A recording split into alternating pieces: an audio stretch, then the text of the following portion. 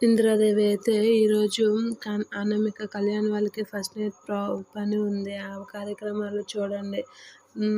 మాట్లాప్సి ఆ పని చూడండి అంటూ ఉంటుంది. ఇక ధాన్యలక్ష్మి అయితే కావ్య దగ్గరికి వచ్చి దయచేసి ఈరోజు వాళ్ళిద్దరూ ఒకే తొలి రాత్రి, నువ్వు మాత్రం ఇందులో జోక్యం చేసుకోకు.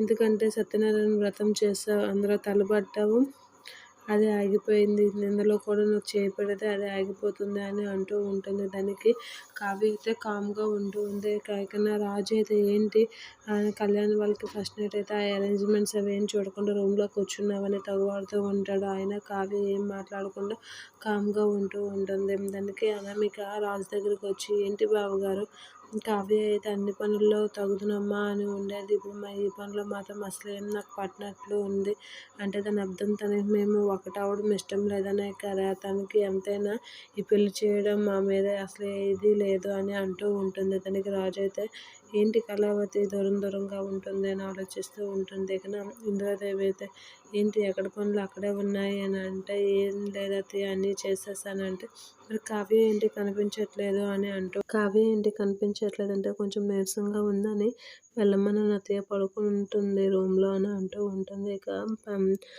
దంపతులతో పళ్ళనాలు ఇప్పించాలని చెప్పేసి అందరినీ రమ్మంటూ ఉంటారు. దానికి కావ్యని రాజుని పిలవకుండా ధనలక్ష్మి అందరినీ పిలుస్తుంది. దానికి అపర్ణ నా కొడుకుని పిల్లదని గట్టిగా అడుగుతుంది. దానికి ధనలక్ష్మి తప్పక కావ్యని పిలాల్సి వస్తుంది. కావ్యతో తాంబూలాలు అవన్నీ ఫస్ట్ వాళ్ళకి ఇచ్చిన తర్వాత అందరికీ ఇస్తారు. ఇక అనామిక కళ్యాణ్ని ఒక రూమ్లో పెడుతున్న టైంలో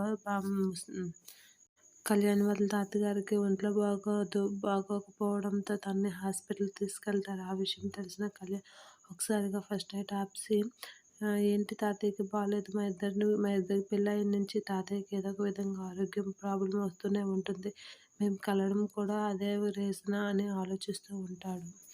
అపర్ణ అయితే మీరు వెళ్ళండి మేము హాస్పిటల్కి వెళ్తామని కళ్యాణ్తో అనగానే ఏంటి పెద్దమ్మ మాట్లాడుతుంది, తాతయ్య కలగుంటే ఇది ఎలా జరుగుతుందని చెప్పి నేను కూడా హాస్పిటల్కి వెళ్తానని చెప్పి అనామికతో చెప్పి హాస్పిటల్కి వెళ్తాడు కళ్యాణ్.